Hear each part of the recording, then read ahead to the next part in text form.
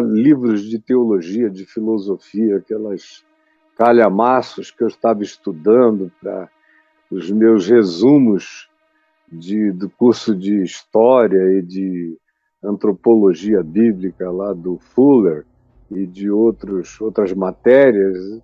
Eu tinha mais o que fazer, levava os meus livros, sentava numa sombra, num lugar bem quieto para ninguém me achar, só a família, e passava o dia lendo, porque eu não aguentava mais aquilo. E depois de um tempo, eles não queriam mais ir à Disneyland de jeito nenhum.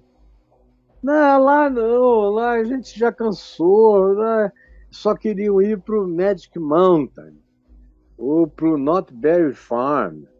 E aí eu levava. No início todo mundo se animava, depois até as rodas gigantes, as montanhas russas enormes do Magic Mountain.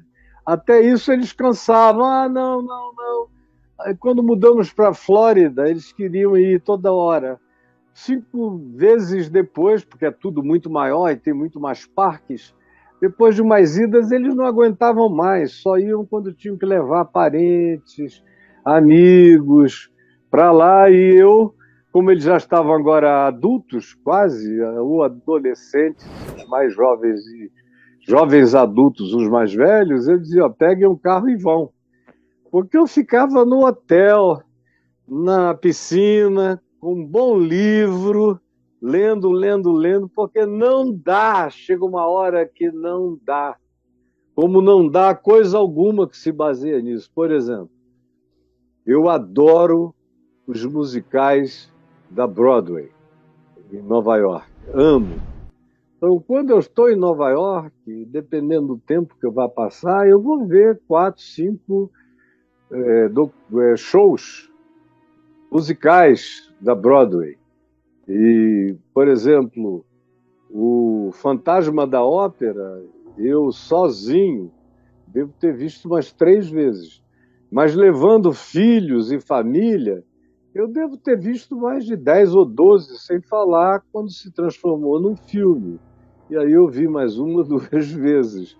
E a música eu gosto muito. Agora, as 3 vezes que eu fui sozinho ver, fui com muita animação. Depois eu fui com a animação dos filhos.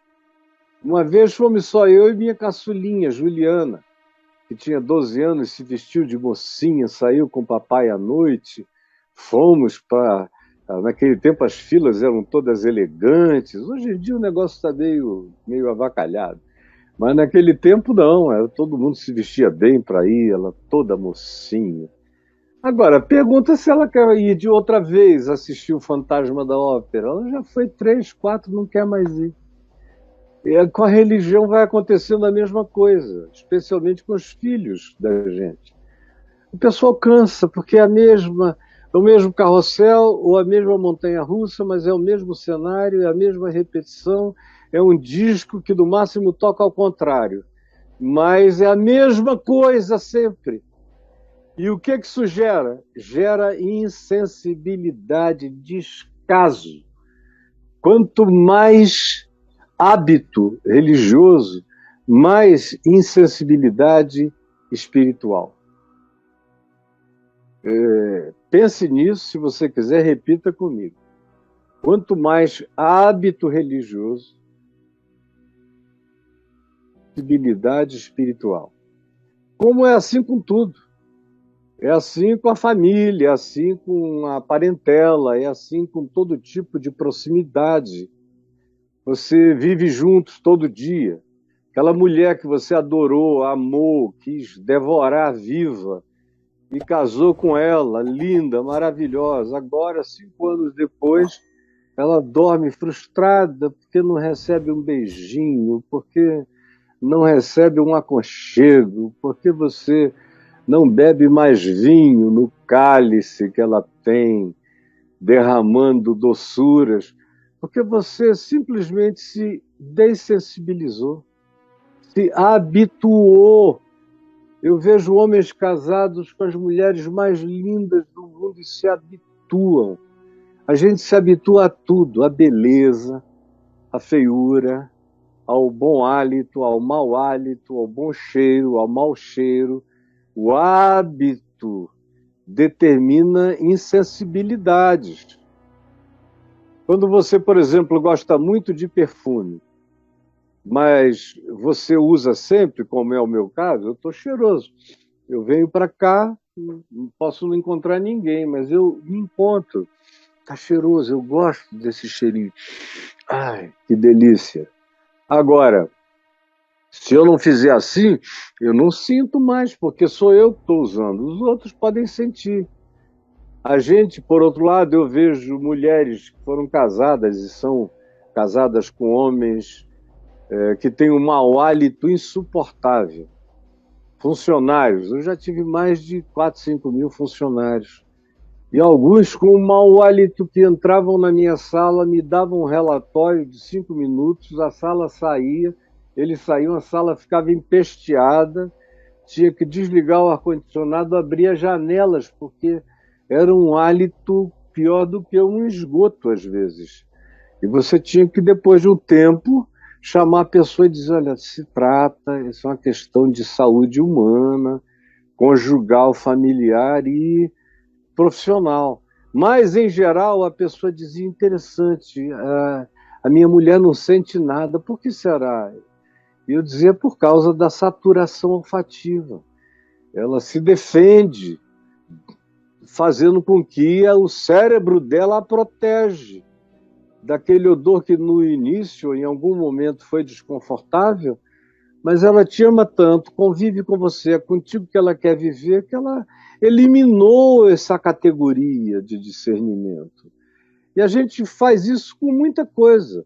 E a religião, que é um fenômeno de rito, de hábito, de repetição, é um carrossel, ou é uma roda gigante.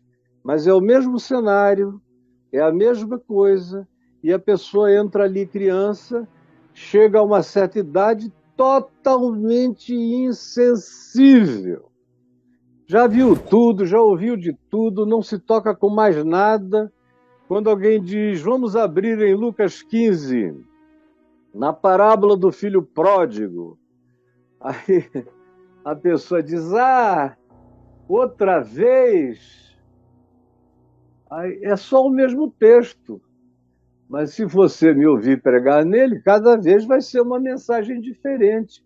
Mas há pessoas que dizem, outra vez, só porque elas já leram o texto em algum lugar, em alguma ocasião, elas ficam pensando e elas já esgotaram aquilo ali, porque a religião faz isso. É como Jesus, lá em Marcos 6, que vai a Nazaré e fica admirado da incredulidade deles. Admirado. É o único lugar onde Jesus se admira da incredulidade, porque todo mundo viu crescer.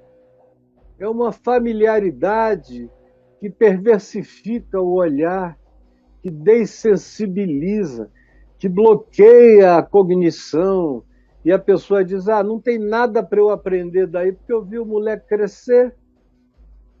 E na religião também é a mesma coisa. Eu vi o moleque crescer, eu estou nessa. A vida inteira, vamos, prega para outro, para mim não, eu não preciso. Eu já encontrei gente que me disse o seguinte, olha só, pastor, eu já li tanto a Bíblia, que hoje, com 50 anos, eu não leio mais, porque eu não preciso mais ler. Aí eu digo, então leia pelo menos os Evangelhos e o Novo Testamento. Não, esses aí eu já li muito. Me lembro do que Jesus disse, de tudo, e eu vendo o cara me dizendo isso na empresa dele, tratando todo mundo mal, grosseiro, estúpido, dizendo que não precisava mais nem da leitura dos evangelhos, porque ele estava muito bem nesse critério de leitura bíblica. Leitura bíblica. Então, vocês vejam. E agora eu vou ler. E, por favor, não diga, bobinho, bobinha, prestem atenção. Salmo 53, diz o insensato no seu coração. Porque por insensatez não há Deus. Primeiro, não dá para provar que não há Deus, como não dá para provar que há Deus. Deus ou é ou não é para a gente. Mas não é através de discussões e de filosofações e de teologizações que a gente prova nada. Ou a gente conhece, experimenta, ou não conhece, não experimenta. Mas o insensato simplesmente diz: eu já concluí que Deus é um discurso, Deus é uma palavra, Deus é um mote, Deus é um tema útil, Deus é um vórtice, é um centro de convergência. A sociedade precisa, os homens precisam de religião. Então, no máximo, é isso que eu admito. Mas Deus, Deus, Deus mesmo? Não. Aí a consequência disso, dessa dessensibilização, está aqui. Corrompem-se e praticam a iniquidade, tanto mais quanto se tornem assim, piores vão se tornando. Mais corrompidos de alma, de mente, de caráter, de atitude, de postura, de pensamentos, de construções elucubrativas, maldosas, perversas, maliciosas, corrompem-se na mente. E a segunda coisa é que quem se corrompe mentalmente, quem perde o viço, o carnegão, a estrutura, a fundação, a pedra angular da consciência, do caráter, quem perde Deus no âmago do ser, do temor, do amor, do olhar da vida, primeiro se corrompe, perde a referência, ele se torna a medida de si mesmo, se torna a medida de todas as coisas. É o homem como referência pessoal para si próprio, nada além dele, ninguém para além dele, nenhuma referência acima dele ou no nível dele. Ele é o Deus das suas próprias escolhas. E daí cresce a corrupção interior, mental, filosófica, na prática, nas atitudes, nas escolhas, nas decisões, e a sequência é a prática da iniquidade. É uma questão de tempo, a desembocadura vai ser a prática daquilo que é mal, daquilo que é perverso. É uma sequência inafastável. São como leis da física. Você não escapará disso. Como não escapou. Como tem gente me vendo e ouvindo agora dizendo: meu Deus, esse cara está descrevendo a sequência da minha vida. E estou mesmo. Corrompem-se e praticam a iniquidade. E assim, uma geração inteira como a nossa está se tornando, nós estamos habitando uma geração de gente que carrega o nome de Deus na boca. São milhares de corais, de bandas, de cânticos. O mercado de música gospel movimenta milhões, quem sabe bilhões. É um mercado enorme. O culto movimenta bilhões, bilhões. E ainda tem isenção de taxas e impostos. Mas é um negócio bilionário da religião no mundo inteiro, e no Brasil é provavelmente um dos lugares onde os bilhões mais circulem em nome da religião. Agora, a dessensibilização é cada dia mais visivelmente coletiva. Não há quem busque a Deus, não há quem faça o bem, não há nenhum sequer, está todo mundo na maldade, na iniquidade, tendo prazer na fofoca, no fuxico, na entrada na vida particular das pessoas. Pastor tal comeu quem mesmo, hein? Mais quem mesmo, hein?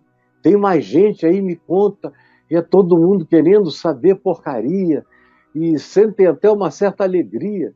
Tem outros de longe que não gostavam, que até aplaudem a tragédia da vida ou da família daquela pessoa. O fato é o seguinte: está todo mundo muito mal, muito, muito mal. E o verso 2 diz: do céu é uma expressão antropomórfica, porque Deus não está dali do céu olhando assim para baixo, é só uma expressão antiquíssima, de 3.000 anos de idade. Do céu, olha Deus para os filhos dos homens. E estamos aqui, ele não olha de cima para baixo, ele olha de dentro, nosso coração. É um flagrante na presença dele. Olha para ver se há quem entenda. E a gente vê em volta e não tem mais gente que entenda. Você prega o evangelho, parece que você está falando russo, ucraniano, grego, turco, ou uma língua antiga, morta. Porque ninguém entende. Você fala, explica, repete, quando acaba o cara diz, entendi, o Caio é comunista. Você diz, meu Jesus, você explica, explica, explica, quando a conclusão vem, é a coisa mais estapafúrdia. Aí você diz, não é possível, meu Deus, que eu não consiga me fazer compreender.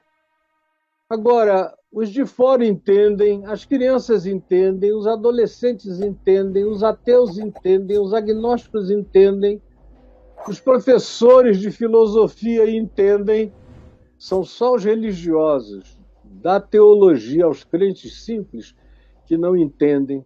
E a pergunta é, por quê? Eles não conseguem entender? Eles são inocentes? A mente deles ficou bloqueada de tal modo que eles não conseguem entender? Compreender, como Jesus disse, perguntando aos religiosos, olha aqui para mim, lembra lá em João 8, de 6 a 8, um diálogo contínuo, quando Jesus diz, por que vós não entendeis a minha linguagem? E ele está falando só com os religiosos. Por quê? Que eu falo, lá na Galileia todo mundo me entende, os pagãos, os romanos me entendem, os que vêm das regiões distantes me entendem, os gregos me entendem. Mas por que vocês aqui no templo em Jerusalém não me entendem, não compreendem a minha linguagem, que é óbvia para todos, menos para vocês? Porque a gente vai ficando tão cheio de Deus sem Deus, de religião sem amor, sem próximo, sem compaixão, que quanto mais a gente a isso se habitua, mais insensível e mais cego e obturado e bloqueado nós nos tornamos.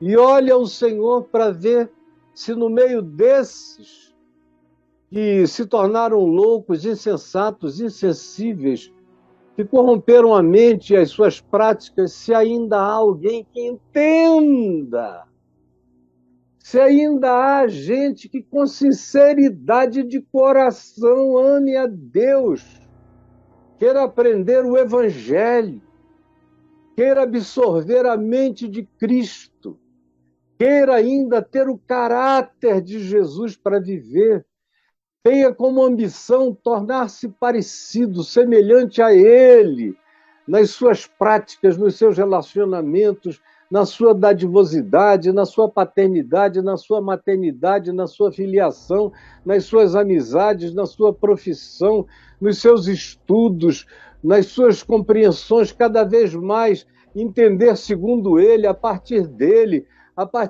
como chave de compreensão, chave hermenêutica, Ele em quem habitam todos os tesouros da sabedoria, do conhecimento, Ele em quem está manifesta toda a plenitude da divindade, Ele que é a expressão exata do ser de Deus, Ele que está acima de todo principado, potestade e poder, Ele que tem o nome que está acima de todo nome. E aí Deus procura aqueles que no coração têm esse desejo. Se buscam a Deus, isso é querer Deus em si. Quem quer Deus quer se tornar filho, quem quer ser filho quer virar a cara do Pai. Quer virar a cara, quer buscar a semelhança do Pai. Todos, no entanto, todos, não disse a grande maioria, disse todos, porque existem gerações, presta atenção aqui para mim, existem gerações que se corrompem por inteiro. Às vezes a gente pode dizer, como Deus disse a Elias, não te aflijas, porque eu separei para mim 7.000 joelhos que não se dobram à adoração a Baal. E Deus frequentemente separa pessoas, mas frequentemente também elas estão tão misturadas na massa que não são nem identificadas, porque o grande corpo coletivo que se expressa quase que como uma totalidade absoluta, todos se extraviaram. Todos. E todos juntamente. É uma coisa congregacional. Eles andam juntos, são um grupo, são um monolito. Todos juntamente se corromperam. A corrupção de um alimenta do outro e retroalimenta-se. É um processo de gente ruim piorando uns aos outros, Como Jesus disse, vocês saem, procuram, fazem um prosélito de vocês, um imitador da fé de vocês, e esse cara se torna, Jesus dizendo em Mateus 23, 2 vezes mais filho do inferno do que vocês. É a evangelização do inferno. Todos se extraviaram, juntamente se corromperam, e não há quem faça o bem. Quem faz o bem é otário, é idiota. O negócio é fazer a igreja crescer, entupir, inchar. Esse negócio de fazer o bem não converte ninguém. O cara come o teu pão, bebe a tua sopa, se cobre com o seu cobertor e fica lá, não vai frequentar teu culto. Não dá, isso é perda de tempo. É atraso de vida, como eu vejo alguns pastores dizerem. Não perca tempo com esse pessoal pobre, porque é gente amaldiçoada. É atraso de vida para o povo de Deus. O povo de Deus é um povo rico e forte. Se é pobre, está sob maldição. Aí o verso 4 diz, olha, é nisso que eu quero que você preste atenção, sobretudo. Porque a minha questão com você é, você acha que os líderes religiosos são inocentes em relação a tudo isso que eu estou falando? Olha o verso 4. Acaso não entendem os obreiros da iniquidade? É uma manifestação sarcástica da revelação de Deus, desse salmo. Acaso não entendem os obreiros da iniquidade? Ou seja, esses obreiros são aí os da religião. Vocês acham que eles fazem isso por ignorância? Não. Nenhum deles é ignorante. Eles fazem com consciência. Eu não vou citar os nomes, não ia citar centenas de nomes que vocês conhecem. E que eles sabem que eu os conheço até exames proctológicos na vida deles, de cima a baixo. Por isso eu digo tudo que eu digo e todo mundo fica calado. Porque eles sabem que eu sei que eles sabem de tudo. E que eles escolheram ser maus. Eles é que me disseram que o evangelho dá azar. Esse negócio de cruz produz tristeza, culpa, no máximo, um perdão grato que não produz nada. Que a ressurreição ninguém viu, só os crentes. Então não adianta ficar falando disso. E o negócio mesmo é propor o que as pessoas podem levar para casa, é dinheiro. Tragam dinheiro, porque Deus entende isso. E peçam dinheiro, porque Deus gosta de dar dinheiro.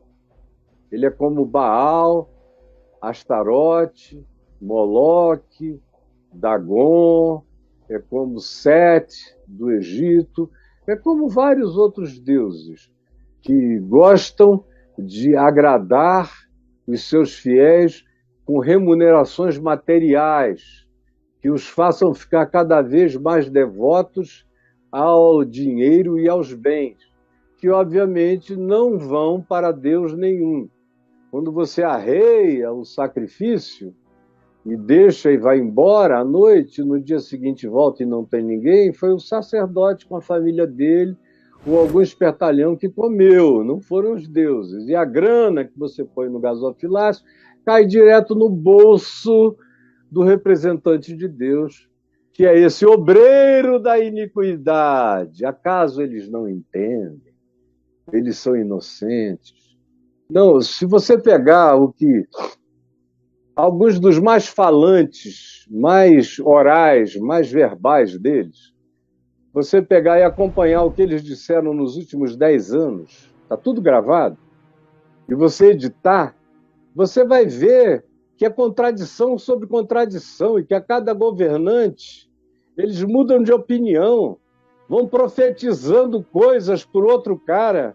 E agora mesmo profetizaram na pandemia que ao final da pandemia havia uma explosão de tanta prosperidade no Brasil como nunca se tinha visto igual. Olha aí o que está acontecendo. O profeta voltou ao assunto? Não, não voltam, nunca mais. Como tem alguns que já me visitaram aqui, profetizaram coisas, o diabo a quatro, a respeito de um monte de gente. Quando iam embora, eu falei, escuta, cara, se daqui a 2 anos, 3 anos, o que você falou com toda a veemência não acontecer, não me procuram nunca mais, porque eu vou saber que você é um falso profeta. Porque profecia, falar em nome do Senhor, é coisa séria. Eu não abro a minha boca, eu nunca disse assim, diz o Senhor, de mim mesmo, a não ser lendo um texto. Porque o nome de Deus em vão e o que você falou é sério sobre essas pessoas. Se não acontecer, não volta mais aqui, porque eu vou te mandar embora. E assim eu me livro de todos os aventureiros, obreiros perversos da iniquidade. Eles sabem o que eles fazem. Não tem ninguém inocente nessa história. Esses que devoram o meu povo como se come pão, vocês acham que eles são inocentes?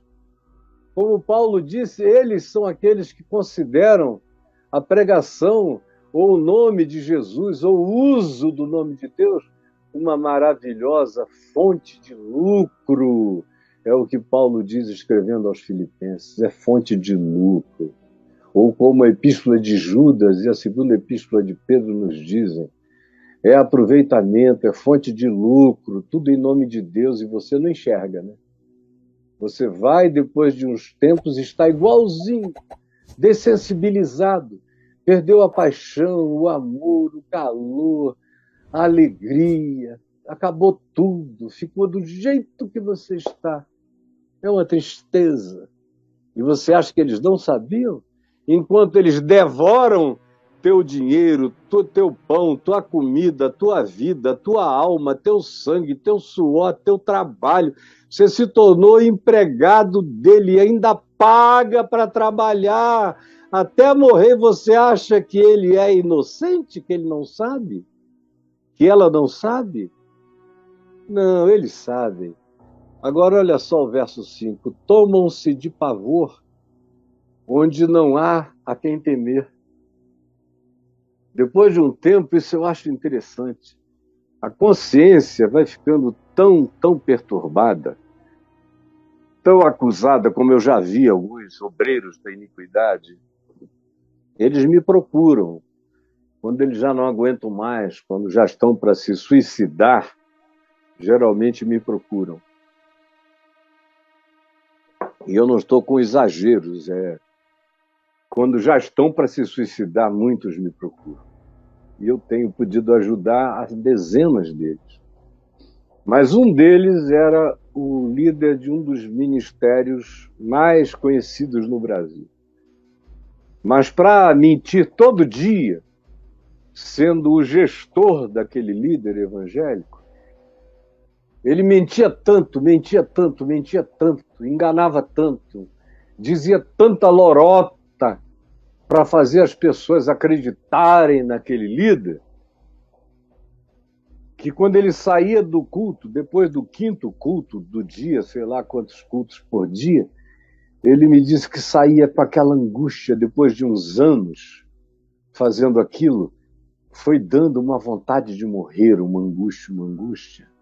E ele, no caminho para casa, ele comprava 1 ou 2 garrafas de cachaça. E quando ele chegava na porta de casa, ele entornava uma todinha, tá, tá, tá, tá, tá, tá, tá, tá, tá, tá, tá, tá, tá, botava outra escondida, ia para o quarto, e se ele não apagasse logo, ele usava a segunda.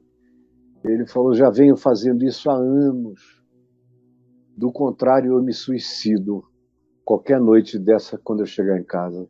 Se eu não me embriagar, não me anestesiar, eu me mato.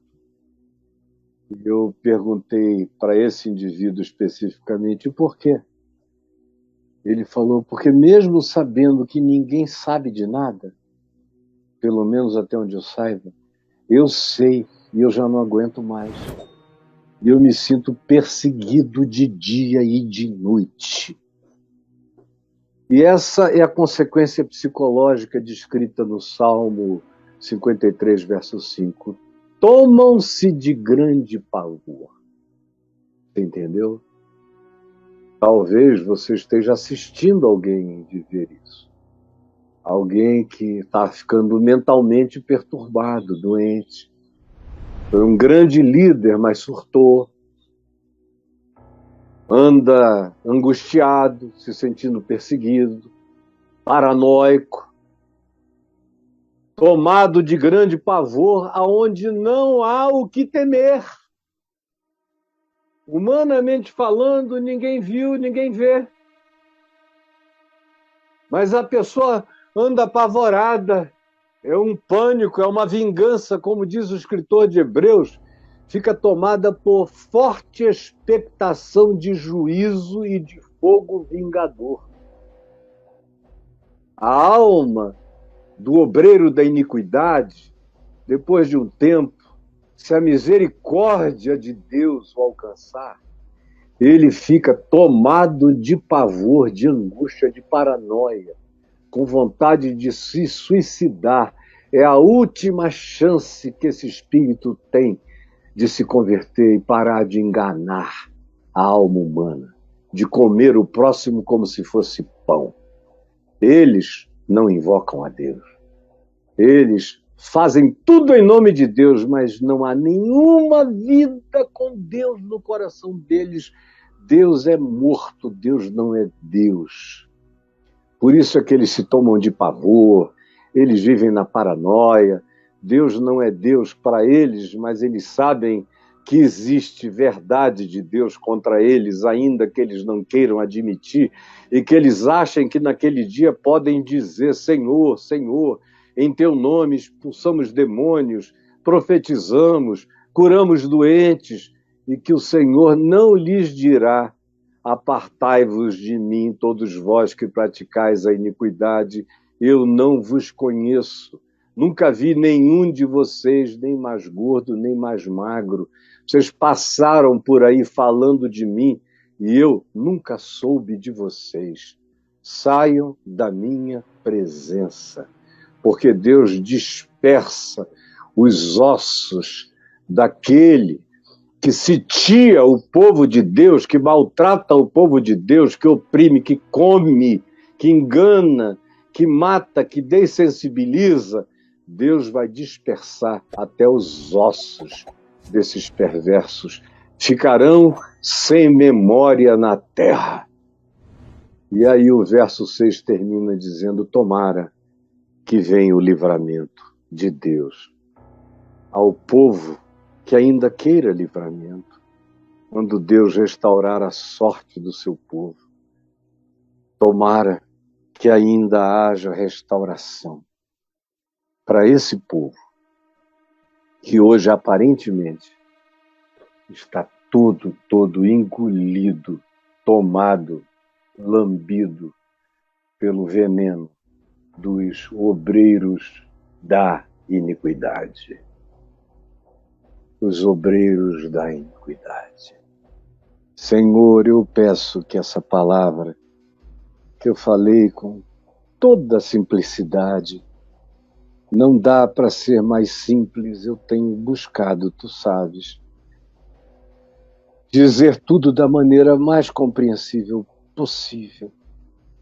E eu te imploro que, apesar de todos os bloqueios, de todas as travas, de todas as trancas, de todas as amarras, de todas as camisas de força, de todos os entupimentos sensoriais, o Espírito Santo prevaleça na vida, na mente, e crie um crack, rache essa crosta que invólucra o coração que já é pedrado, mas que ainda pode ser amolecido pelo óleo da tua misericórdia, da tua graça, da tua compaixão, que enterneça o espírito, que vivifique a alma e que faça o coração se tornar de carne,